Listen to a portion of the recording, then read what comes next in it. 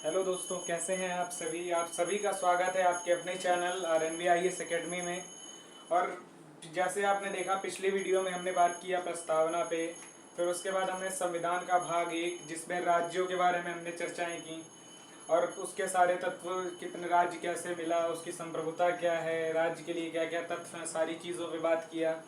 फिर हमने बात किया आपके भाग 2 में नागरिकता नागरिकता कैसे बनी रह सकती है, किस तरीके से नागरिकता का क्षरण होगा, सारे तरीकों से बात किया।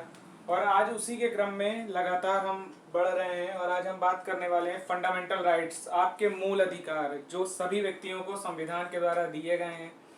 और इसको जानने के लिए सबसे बड़ी चीज़, को जानना इसलिए भी ज़रूरी है, यदि हमारे मूल अधिकार का वायलेशन होता है तो हम सुप्रीम कोर्ट और हाई कोर्ट में अपनी अपील कर सकते हैं। और सुप्रीम कोर्ट और हाई कोर्ट हमें उससे रिलीफ भी दे सकती हैं और हमें अपने अधिकारों के बारे में जानने के लिए भी मूल अधिकार को जानना चाहिए।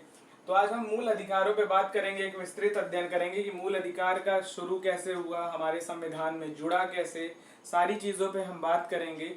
और आपको पढ़ने के साथ साथ एक नागरिक होने के नाते भी जानने की आवश्यकता है कि मूल अधिकार हमारे लिए क्यों जरूरी है। और लगातार आप इसको देखिए, इस पे कमेंट्स भी दीजिएगा अपने, और आप हमारे साथ एक नोटबुक लेके बैठिए तो आपको समझ में भी आएगा। जो चीज़ बता रहे हैं उसको नोट भी करते चलिए। तो आज हम बात करेंगे मूल अधिकार के विषय में कि मूल अधिकार क्या है। तो बात करिए अनुच्छेद 12 जो हमारे संविधान का है, उसमें क्या कहा गया है, राज्य की परिभाषा। राज्य की परिभाषा के अंतर्गत कौन कौन आते हैं? भारत भारत सरकार के अधिकारी, राज्य सरकार के अधिकारी, प्राधिकारी जो राज्य सरकार के अधीन आते हैं, वे सभी राज्य के अंतर्गत आते हैं। इसमें कौन कौन नहीं आता, अक्सर पूछता है क्वेश्चन में। जिसमें आपकी सुप्रीम कोर्ट वो नहीं आती, न्यायपालिकाएं स्वतंत्र हैं वो नहीं आती राज्य में। आपकी NCERT जो बुक्स चलती है वो राज्य के अंतर्गत नहीं आती। जो आपका BCCI है वो राज्य के तहत नहीं आता। ये सारी संस्थाएं जो राज्य के अंतर्गत नहीं आते। बाकी शेष चीजें हैं जो राज्य के अंतर्गत आती हैं। यदि उनमें हम बात करें, जैसे आपके देखिए नगर पालिका हो गई, नगर पालिका, विश्वविद्यालय, सरकारी कंपनी,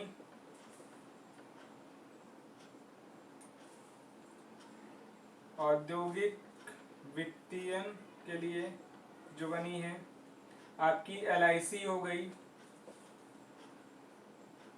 कृषि अनुसंधान हो गया, ये सभी राज्य के अंतर्गत आते हैं। ठीक है, अनुच्छेद 12 में राज्य के अंतर्गत ये आते हैं। ठीक, और अब हम बात करें अनुच्छेद 13 जो कहता है आपके मूल अधिकारों के अल्पीकरण, यानी कोई विधि जो आपके मूल अधिकारों को कम करती है। सुप्रीम कोर्ट ने कहा है यदि कोई विधि जो नागरिकों के मूल अधिकारों को कम या समाप्त करती है वो तुरंत शून्य हो जाएगी, किसी भी परिस्थिति में वो लागू नहीं होगी। अनुच्छेद 13 हमें ये बात करता है, जिसमें आप देखिए अक्सर अधित्याग का सिद्धांत, अधित्याग का सिद्धांत के बारे में बात की गई है। यह कानून भूतलक्षी नहीं होंगे, भावी प्रवर्तन का सिद्धांत, ये सारी चीजें अनुच्छेद 13 के तहत आई हुई हैं। यदि हम बात करें तो इसमें कहा गया, देखिए एक केस है, इसका वाद पे भी चर्चा करते चल रहे हैं। अनुच्छेद 13 में बेहराम बनाम बॉम्बे राज्यवाद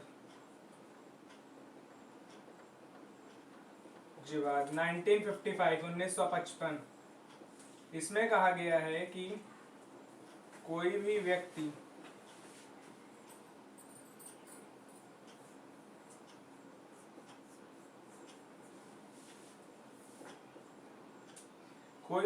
अपने मूल अधिकार को त्याग नहीं सकता। राज्य का कर्तव्य है कि वह उसके मूल अधिकार देगा। बेहराम बनाम राज्यवाद 1955 में कहा गया कोई भी व्यक्ति अपने मूल अधिकार का त्याग नहीं कर सकता। मतलब मूल अधिकार हमारा फंडामेंटल राइट है, हम इसको त्याग नहीं सकते। और यदि कोई न्यायालय हमारे मूल अधिकार को समाप्त करती है तो भी हम उसके खिलाफ सुप्रीम कोर्ट अनुच्छेद 32 के तहत और 226 के तहत हाई कोर्ट में भी अपील कर सकते हैं। ठीक है, ये रहा अनुच्छेद 13। अब हम बात करेंगे अनुच्छेद 14 जो सबसे महत्वपूर्ण है, समता का अधिकार। हमें समता का अधिकार जिसे कहा गया है अनुच्छेद 14 पे यदि हम बात करें तो इसमें कहा है विधि के समक्ष समता और विधियों का समान संरक्षण की बात करता है। इसमें अक्सर जैसे विधियों का जो समान संरक्षण है, विधियों का समान संरक्षण, ये यूएसए से लिया गया है, अमेरिका से। और विधि के समक्ष समता ये यूके से लिया गया है। विधि के समक्ष समता ये एग्जाम में पूछा जाता है। विधियों का जो समान संरक्षण है ये यूके और ये यूएसए और ये यूके से लिया गया है। ठीक है, जो विधियों का समान संरक्षण है उसको यूएसए से, और विधियों के समान समता जो है यूके से लिया गया है। ठीक, अब समता का अधिकार में क्या क्या बात होती है कि हमें अपने राज्य हमें किसी भी धर्म, मूल, वंश, जाति, लिंग के आधार पर भेदभाव नहीं करेगा। राज्य का यह कर्तव्य किसी भी आधार पर भेदभाव नहीं करेगा। वहीं अनुच्छेद 15 कहता है कि राज्य धर्म, मूल, वंश, जाति के आधार पर भेदभाव नहीं करेगा। लेकिन अनुच्छेद 15 के सब क्लॉज 1 में कहा गया है कि राज्य बच्चों, महिलाओं और अन्य SC, ST, OBC के लिए यदि चाहे तो राज्य अगर कोई कानून बनाता है तो मूल अधिकार का वो वायलेशन नहीं माना जाएगा। यदि उनके ऊपर कोई भी मूल अधिकार उनके लिए विशेषता के लिए बनाता है तो आप वो निवारित नहीं की जाएगी कि ये मूल अधिकार फंडामेंटल राइट का उल्लंघन है। ठीक है, इसी तरह आपका अनुच्छेद 16 बात करता है कि लोक नियोजन यानी सरकारी नौकरियों में यदि राज्य महिलाओं, बच्चों के खिलाफ के साथ यदि उनको प्रेफरेंस देता है तो भी फंडामेंटल राइट का वायलेशन नहीं होगा, ताकि उनको भी समान धारा में ले आने के लिए इसको राज्य के द्वारा ये कहा गया है कि समान धारा में सभी को लाने के लिए ये एक प्रयास राज्य की तरफ से किया जा रहा है, इसीलिए ये फंडामेंटल राइट का वायलेशन नहीं होगा। यदि अब हम बात करें अनुच्छेद 17 की अस्पृश्यता का अंश, अनटचेबिलिटी जिसको बोलते हैं, छुआछूत, इसमें क्या कहा गया है कि जैसे आप कोई भी लोग ऊंच नीच की जो जाति भेदभाव यदि कोई करता है, चाहे वो सरकारी कर्मचारी हो, निजी कर्मचारी हो या कोई पर्टिकुलर व्यक्तिगत व्यक्ति हो, यदि वह अनटचेबिलिटी, छुआछूत की बात करता है तो उसके तहत राज्य द्वारा कार्यवाही की जा सकती है। अस्पृश्यता का अंत यही है कि उसके द्वारा कार्यवाही की जा सकती है, इसीलिए अनटचेबिलिटी को संविधान के अनुच्छेद 17 में वर्णित किया गया है। ठीक, अब हम बात कर रहे हैं अनुच्छेद 18 जिसमें कहा गया है उपाधियों का अंत। जैसे पहले आप देखिए राय बहादुर के साथ साथ कई उपाधियां थी, जैसे आपको लॉर्ड की मिलती थी, सारी उपाधियां जो मिलती थी वो सारी उपाधियां, जैसे नवाब की आपके यहाँ देखिए पटौदी, नवाब पटौदी, कई उपाधियां हैं जिनको 1947 के बाद कहा गया है उपाधियों के अंत में कि यदि कोई उपाधियां तो लेगा नहीं, यदि कोई किसी को मिलती है पुरस्कार के तौर पे या कहीं ब्रिटिश की या कहीं विदेशों से भी, तो राष्ट्रपति की परमिशन के बावजूद, जब तक राष्ट्रपति उस पर परमिशन नहीं देंगे, अनुमति नहीं देंगे, तब तक वो नहीं हो सकती, वो गैर कानूनी रहेगी, आपको नहीं ले सकते हैं। तो अनुच्छेद 18 उपाधियों के अंत की बात करता है। ठीक, अब हम बात करें अनुच्छेद 19 की। अनुच्छेद 19 में देखिए बहुत सारे क्लॉज दिए हुए हैं। अनुच्छेद 19 का 1, 2, 3 जिसमें कहा गया वाक एवं अभिव्यक्ति की स्वतंत्रता, आपको बोलने की स्वतंत्रता है। वाक या अभिव्यक्ति, आप कहीं पर भी कुछ भी बोल सकते हैं, लेकिन कोई चीज ऐसी बात नहीं करेंगे। जैसे आप देखिए अनुच्छेद 19 बहुत डिस्क्राइब करके बताया गया है कि अनुच्छेद 19 में क्या क्या कहा गया है। अनुच्छेद 19 आपका कहता है कि आपको वाक एवं अभिव्यक्ति की स्वतंत्रता होगी। ठीक, दूसरा अनुच्छेद 19 का सब क्लॉज 2 कहता है कि आपको, अनुच्छेद 19 का सब क्लॉज 2, शांतिपूर्वक एवं निरायुध सम्मेलन करने की स्वतंत्रता। ठीक है, शांतिपूर्ण निरायुध सम्मेलन करने की स्वतंत्रता होगी। संगम या संघ बनाने की स्वतंत्रता होगी, संघ बनाने की स्वतंत्रता। भारत के राज्य क्षेत्र में कहीं भी आबाद संचरण करने की स्वतंत्रता होगी। ठीक, फिर नेक्स्ट क्या कहता है, भारत में कहीं पे भी निवास करने की स्वतंत्रता है। जो पहले जम्मू कश्मीर में नहीं थी वो भी अब लागू हो गई है। 31 दिसंबर 2019 के बाद से आप कहीं पर भी पूरे भारत में आवास संचरण कर सकते हैं और कहीं पर भी अब रह सकते हैं। उसके बाद क्या कहता है अनुच्छेद 19 का 5 घ, भारत के राज्य क्षेत्र में किसी भाग में निवास करने की स्वतंत्रता और बस जाने की स्वतंत्रता होगी। ठीक है, 19 घ में कहा गया है, अंगा में। फिर आता है 19 च, 91 का भाग 19 के च। ठीक, कहीं पर भी आपको इसमें कहा गया है कि कोई पर भी आपको उपजीविका, व्यापार, कारोबार करने की स्वतंत्रता होगी, लेकिन ये सारी चीजें युक्त समय पर प्रतिबंधित की जा सकती हैं। जैसे अनुच्छेद 1 में कहा गया है अभिव्यक्ति की स्वतंत्रता, तो आपकी ये नहीं है कि आप किसी को गाली देने लगिए ये आपकी स्वतंत्रता का उल्लंघन है और आपके ऊपर कार्रवाई की जा सकती है। ये भी बाकायदा दिया गया है। आप यदि इसके सब क्लॉज के बाद अगला देखें 19(1) में दिया हुआ है। इसी तरह 19(2) और 19(3) ये लगातार वर्णित किया गया, जो आपको फंडामेंटल के तहत पांचों भाग स्वतंत्रता दी गई। जैसे आपको व्यापार करने की, आबाद संचरण की स्वतंत्रता है, लेकिन सैनिकों को या जो हमारे यहाँ प्रोस्टिट्यूट है उनको स्वतंत्रता नहीं है, ताकि समाज में एक अच्छा समाचार जाए, एक अच्छा वैमनस्यता ना फैलने पाए। इसी तरह यदि हम बात करें भारत के राज्य क्षेत्र में कहीं पर भी व्यापार करने की स्वतंत्रता, व्यापार की स्वतंत्रता है, लेकिन अब ऐसा भी नहीं कि आप बम बनाने लगी है या कोई अन्य सामान बनाने लगी है जो गैर कानूनी गतिविधि है। तो इसी तरह की अन्य गतिविधियां भी दी हुई हैं कि आपको स्वतंत्रता के साथ साथ एक बकायदा युक्त प्रतिबंध भी लगाए गए हैं। ठीक है। अब यदि हम बात करें अनुच्छेद 20 की, जिसमें कहा गया है अपराधों के दोष सिद्ध से आपको जो है छूट संरक्षण दिया गया है। अपराध का दोष संरक्षण क्या है, इसमें ये कहा गया है कि आप किसी भी अपराध के लिए किसी भी एक व्यक्ति को एक से अधिक बार दोषी नहीं ठहरा सकते या उसे अपने ही खिलाफ गवाही देने के लिए बाध्य नहीं कर सकते। अनुच्छेद 20 ये कहता है कि किसी भी व्यक्ति को आप एक से अधिक बार दोषी नहीं ठहरा सकते, उसे अपने ही विरुद्ध गवाह देने का विरुद्ध गवाही के साक्षी नहीं बना सकते।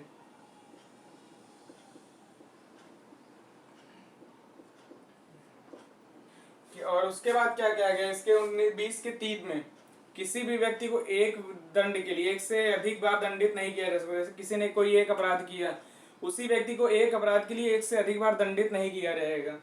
ठीक है, अनुच्छेद 20 ये कहता है। अब हम यदि बात करें अनुच्छेद 21 की, प्राण एवं दैहिक स्वतंत्रता। राज्य का यह दायित्व है कि आपके प्राण एवं दैहिक रक्षा करे, लेकिन यदि कोई आप गैर कानूनी गतिविधि या कोई अन्य गतिविधियों में शामिल हैं और आपकी राज्य द्वारा ही प्राणिक एवं दैहिक स्वतंत्रता की रक्षा की बात की गई है और राज्य ही चाहे तो उसे छीन सकता है। यदि आप संविधान का उल्लंघन करते हैं, राष्ट्र के प्रति गैर कानूनी गतिविधि में शामिल होते हैं, तो ये आपका संविधान कर सकता है। ठीक है। अब यदि हम बात करें अनुच्छेद 22 की, कुछ दशाओं में कहा गया है गिरफ्तारी विरोध से संरक्षण। जैसे आपको कोई पुलिस या कोई अधिकारी या कुछ कहीं गिरफ्तारी होती है, आपकी किया जाता है, तो आपको अपने पसंद के वकील चुनने का अधिकार होगा, आपको अपनी बात रखने का अधिकार होगा, पुलिस से पूछने का अधिकार होगा हमें क्यों गिरफ्तार कर रही, और आपको 24 घंटे के अंदर मजिस्ट्रेट के समक्ष पेश करना होगा। लेकिन यदि यही चीज निवारक निरोध में क्या कहा गया है, जैसे कोई गैर कानूनी गतिविधि में शामिल है, कोई आतंकवादी है, यदि उसको पकड़ती है पुलिस, तो उसको लगातार 2 महीने तक बिना मजिस्ट्रेट के सामने पेश किए, बिना वकील के उसको रखने का अधिकार होगा। ये सारे राइट केवल उनको ही हैं जो भारत के हैं, उन भारत में हैं जो गैर कानूनी गतिविधियों से नहीं जुड़े हैं, एक सामान्य व्यक्ति हैं। ठीक है, तो ये अनुच्छेद 22 रहा आपका। अब हम बात करें अनुच्छेद 23 की, जो शोषण के विरुद्ध अधिकार की बात करता है। मानव बलात् श्रम। आप किसी भी व्यक्ति से जैसे बंधुआ मजदूरी नहीं करा सकते या उसे ओवर टाइम, ऐसा नहीं कि आप उसे ओवर टाइम भले पैसा दे रहे हो लेकिन आप ओवर टाइम भी नहीं करा सकते। इसमें कहा गया मानव बलात् श्रम प्रतिषेध है। आपके अनुच्छेद 23 संविधान की बात करता है, जो शोषण के विरुद्ध अधिकार है, उसमें कहा गया है किसी से भी बलात्श्रम नहीं कर सकते। ठीक। फिर क्या कहा है अनुच्छेद 24 में, कारखानों आदि में नियोजन से प्रतिषेध। आप किसी भी 6 से 14 साल तक के बच्चों को कारखानों में किसी भी खतरनाक जो फैक्ट्रियां हैं, जैसे कांच फैक्ट्री है, सीमेंट फैक्ट्री है और आपकी बम बनाने की फैक्ट्री है, आयुध फैक्ट्रियां हैं, वे सारी जगह पे आप बच्चों को नहीं कर सकते, अन्यथा आपके खिलाफ भी कार्रवाई हो सकती है। आपका फंडामेंटल राइट बच्चों का, उसका उल्लंघन है अनुच्छेद 24 के तहत। ठीक है। अब हम बात करें यदि अनुच्छेद 25 की। ठीक। अनुच्छेद 25 क्या कहता है कि अंतःकरण की आबाद रूप से मानने, आचरण, प्रचार करने की स्वतंत्रता। ठीक। आपको भारत में अपने धर्म का प्रचार करने, उसके प्रबंधन करने की स्वतंत्रता होगी, लेकिन सामने वाले के धर्म का भी आपको दुष्प्रचार नहीं करना। इस सारी स्वतंत्रताएं आपके अनुच्छेद 25 में दिवर्णित है। ठीक है, कि आप अपने धर्म के साथ साथ अपने धर्म का प्रचार भी करें और उसको मानने की स्वतंत्रता भी होगी आपको। ठीक है। इसमें क्या क्या कहा गया, इसमें देखिए क्या क्या गया। यदि कोई, आप तभी तक मान सकते हैं लोक व्यवस्था, सदाचार, और स्वास्थ्य।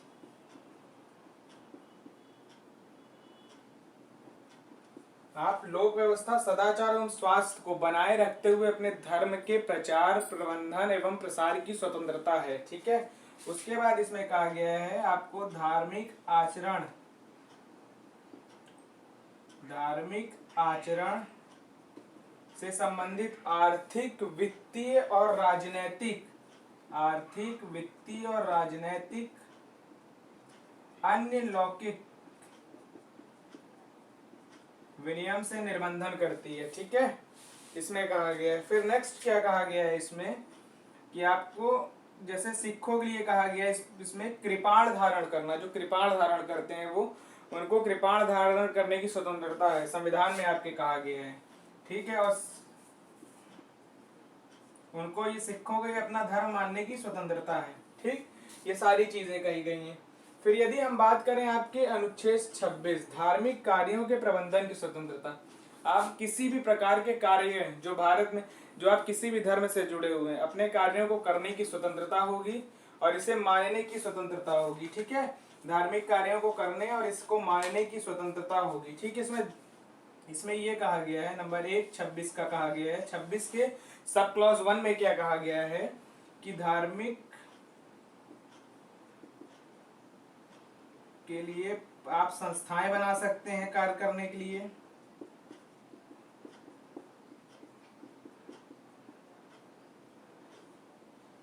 धर्म के विषय के कार्य कर सकते हैं, आप संस्था बना सकते हैं, कार्य कर सकते हैं धर्म के विषय पे।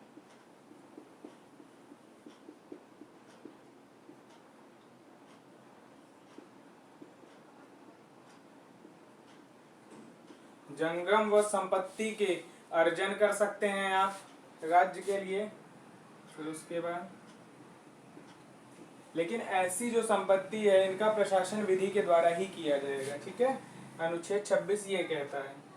यदि अब हम बात करें अनुच्छेद 27 किसी विशिष्ट धर्मों की अभिवृद्धि के संबंध में समुदाय, यानी टैक्स की बात की जा रही है कि आप किसी अन्य धर्म से हैं तो आपको टैक्स देने की जरूरत नहीं है और आपसे कोई भी टैक्स नहीं लिया जाएगा। टैक्स मतलब आप नहीं देंगे। ठीक है, इसमें कहा गया किसी भी धर्म को, क्या कहा गया अनुच्छेद 27 ये कहा गया है, एक से अनुच्छेद 27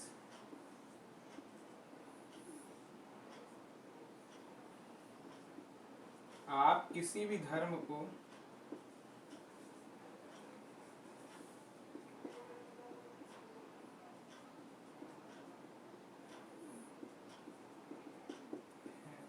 टैक्स फ्री होगा। यदि आप किसी भी धर्म में पैसे को दे रहे हैं तो वो टैक्स फ्री रहेगी, उस पर कोई भी टैक्स आपसे सरकार नहीं लेगी।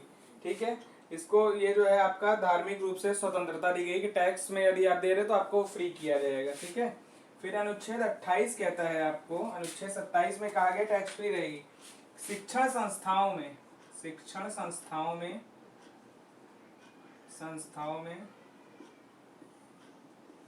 धार्मिक शिक्षा और धार्मिक उपासना करने की स्वतंत्रता होगी।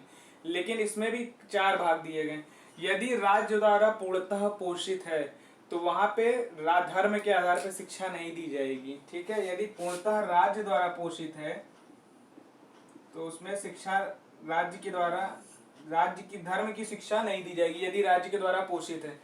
यदि अल्प पोषित है और उसको किसी धर्म विशेष ने बनाया है तो वहां धार्मिक शिक्षाएं दी जाएंगी। ठीक, और यदि किसी धर्म विशेष के ही द्वारा संचालित है, सारी चीजें की जा रही हैं, तो वहां पर भी धार्मिक शिक्षाएं दी जाएंगी। ठीक, अब यदि बात करें हम अनुच्छेद 29 के बारे में, अल्पसंख्यक वर्गों के हितों का संरक्षण, अल्पसंख्यक वर्गों के हितों के संरक्षण की बात आपके अनुच्छेद 29 में की गई है कि इनको भारत राज्य क्षेत्र में कहीं पर भी किसी भी नागरिकों को अपने भारत के राज्य क्षेत्र में अनुभाग को जिसमें अपनी विशेष भाषा बोली को बोल सकते हैं, उनके संरक्षण कर सकते हैं एवं उनके प्रचार के लिए अल्पसंख्यक वर्गों के हितों के संरक्षण की बात कही गई है, आपके अनुच्छेद 29 में कही गई है। ठीक, यदि हम अनुच्छेद 30 की इसी में बात कर लें, शिक्षण संस्थाओं की स्थापना एवं प्रशासन करने का अल्पसंख्यक वर्गों का अधिकार, यदि कोई अल्पसंख्यक वर्ग इनके प्रशासन का कार्य कर रहा है, ठीक, तो उनको जो है अल्पसंख्यक वर्गों के इनके प्रशासन का अधिकार होगा। ठीक है, अब हम बात करें यदि, तो अनुच्छेद 31 जो है अब आपके संविधान के जो मौलिक फंडामेंटल राइट्स से हटके वो विधिक अधिकार बन गया है। अनुभाग संविधान का अनुच्छेद 300 में, अनुच्छेद 300 का में संपत्ति के अधिकार को वर्णित किया गया है। जो अनुच्छेद 21 था वो अब आपका निरसित यानी समाप्त कर दिया गया है। ठीक है, तो अनुच्छेद 31 पे हम बात नहीं करेंगे आपसे, जब हम अनुच्छेद 300 पे आएंगे तो हम बात करेंगे इस पे। ठीक है, अब हम बात करें मूल अधिकारों को, जिसको संविधान की आत्मा या संविधान का मैग्ना कार्टा कहा जाता है, तो वो है संवैधानिक उपचारों का तंत्र। ठीक है, बाबा साहब ने इसको कहा है। ठीक, संवैधानिक उपचारों का तंत्र, इसमें 5 प्रकार की रिट जारी की जाती है। ठीक है, इसकी भी हम चर्चा करते हैं। संविधान पे 5 प्रकार की रिट। सबसे पहले है बंदी प्रत्यक्षीकरण,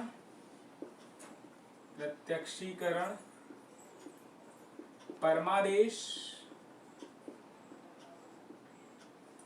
उत्प्रेषण, प्रतिषेध और अधिकार परीक्षा।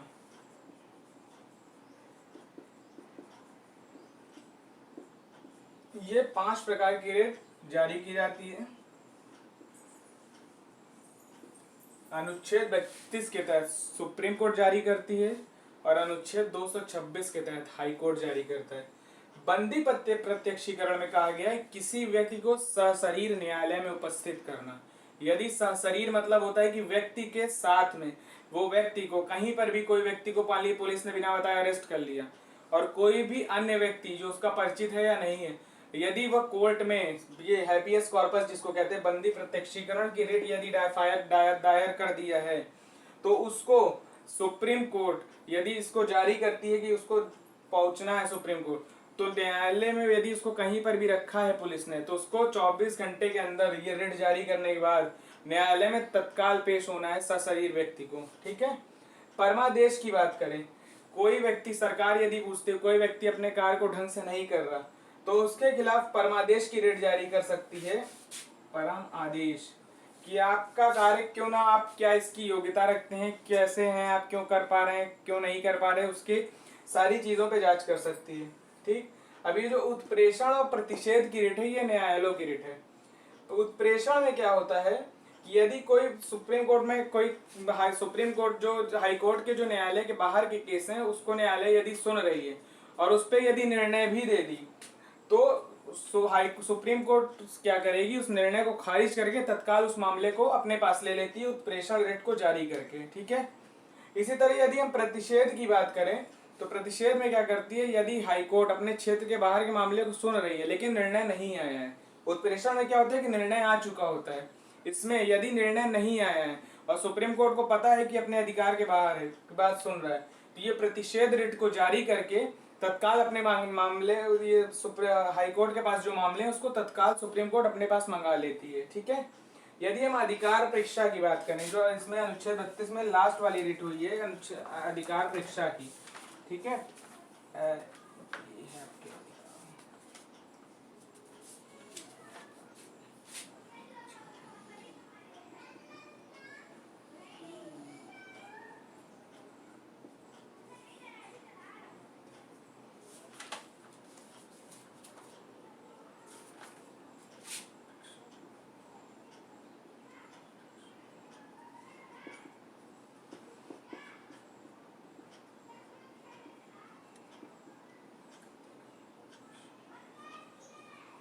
हाँ, अधिकार परीक्षा, यदि कोई मामला जो अधिकारी जो अपने कार्य को सही तरीके से नहीं कर रहा और अपने क्षेत्र के बाहर में जाके बात कर रहा है, तो उसके लिए सरकार अधिकार परीक्षा की रिट जारी कर सकती है। ठीक है, तो ये थी आपकी 5 प्रकार की रिट, सारे अनुच्छेद जिसमें बात किए गए हैं कि शुरुआत कैसे हुई, जिसमें बताया गया 1215 में महारानी के मैग्ना कार्टा पर हस्ताक्षरित हुआ, फिर 1781 में यूएसए में 10वें संविधान संशोधन के तहत आया, फिर भारत में इसको द्वितीय गोलमेज सम्मेलन में महात्मा गांधी जी ने मूल अधिकार को प्रेजेंट किया। तो ये सारी मूल अधिकारों से बात थी। आपके अनुच्छेद 12 से लेके हमने 32 तक सारी चर्चाएं की। तो आप लोग इसको देखिएगा। अगला जो हमारा टॉपिक होगा राज्य के नीति निर्देशक तत्व, जिसको डीपीएसपी कहा जाता है। संविधान पे जो आपके मेन है टॉपिक, जैसे इसमें कहा गया है जो मूल अधिकार है, संविधान जो है आपके राज्य के नीति निर्देशक तत्वों को देख के मतलब अपने अवलोकन करती है और उसी के हिसाब से जो आपके कानूनों को डिजाइन करती है और आपके जो संविधान के तहत आपको जो मूल अधिकार मिले हैं उनकी रक्षा करती है। ठीक है, तो ये रहे आपके टॉपिक, इसको आप लोग देखिएगा। और जो अन्य टॉपिक है उस पर भी अब बात करेंगे। अब अगला जो आपका एक करंट का मुद्दा है, जो आपका देखिए लेटेस्ट बहुत चल रहा है, सीआरपीसी, आईपीसी और एविडेंस एक्ट जो तीनों आए हैं, आईपीसी, सीआरपीसी और एविडेंस एक्ट, उसमें क्या थे पहले के कानून और क्या आने वाले कानून है, उस सारी चीज़ों पे उसके सेक्शन पे चर्चा करेंगे। एक करंट की बहुत अच्छी क्लासेस होगी आपकी, और इसी तरह आपको लगातार उसको जब पढ़ाएंगे तो संविधान के जो अधिकार जो लेटेस्ट जो कॉन्स्टिट्यूशन है उससे आप जोड़ते चलेंगे तो आपका बहुत अच्छे से कवर होगा। ठीक है, चलिए तब तक मिलते हैं अगली क्लास में। बहुत बहुत शुक्रिया, धन्यवाद, आभार, जय हिंद, जय भारत, थैंक यू।